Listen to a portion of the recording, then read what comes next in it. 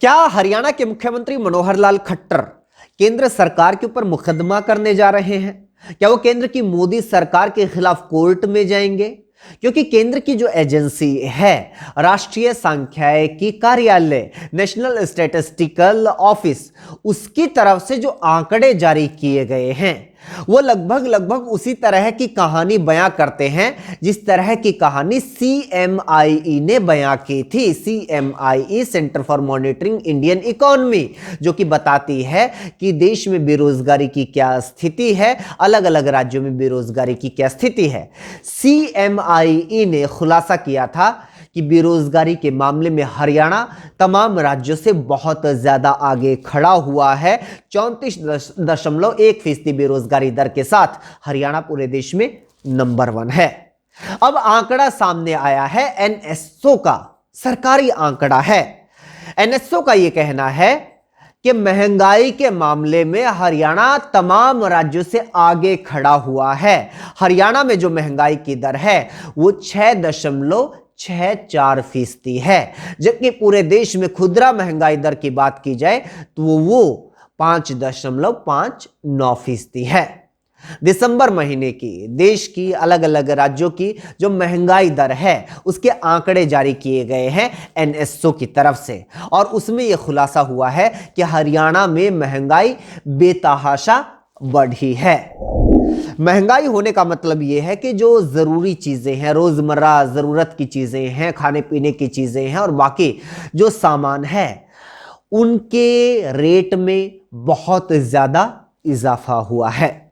हरियाणा के लिए यह दोहरी मार है।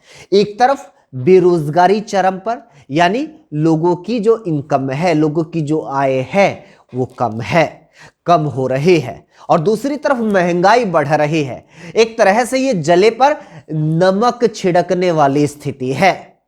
पता चला है कि जो ग्रामीण क्षेत्र है वहां पर तो और ज्यादा बुरा हाल है। वहां पर महंगाई की जो दर है वो लगभग 8% हो गई है, 7.69% आंकी गई है, और शहरी क्षेत्र में 5.5% के आसपास है। इसका मतलब ये हुआ कि जो खाने का खाद्य तेल है, दूध है, फल है, चीनी है, मिठाई है, स्नैक्स है, कपड़े हैं, जूते हैं, ईंधन है, बिजली है और शिक्षा है, ये तमाम चीजें महंगी हुई हैं, बाकी राज्यों के मुकाबले ज्यादा महंगी हैं।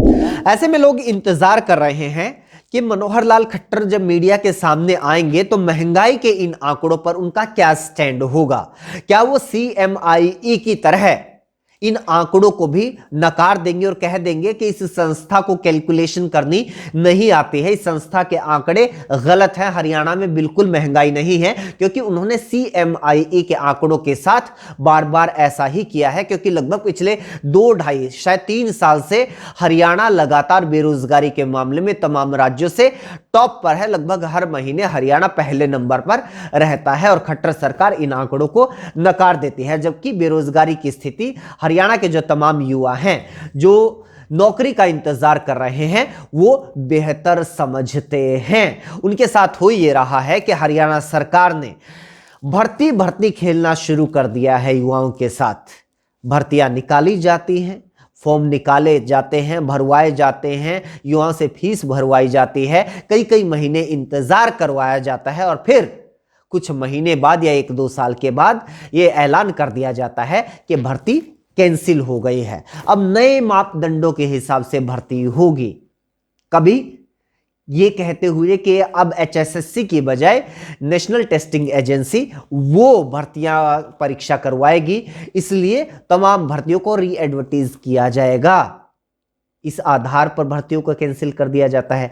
कभी ये कहा जाता है कि सोशियो इकोनॉमिक के जो मापदंड हैं वो बदल गए हैं, इसलिए नए सिरे से भर्ती निकलेगी। और अब यह कहा जा रहा है कि CET, कॉमन एंट्रेंस टेस्ट के आधार के ऊपर भर्तियां होंगी, इसलिए भर्तियों को ताबड़तोड़ तरीके से कैंसिल किया जा रहा है।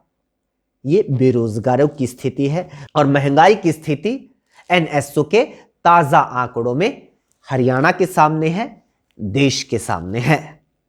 आप लोगों का क्या कहना है हरियाणा की इस स्थिति को लेकर, कमेंट करके ज़रूर बताइए। ये जानकारी और लोगों तक पहुंचाइए, शेयर कीजिए वीडियो को। हमसे जुड़ने के लिए आपका रिपोर्टर यूट्यूब चैनल को सब्सक्राइब कर लीजिए, बेल आइकन को ज़रूर प्रेस कीजिएगा। फेसबुक पर देख रहे हैं तो हमारे पेज को भी लाइक कर दीजिएगा।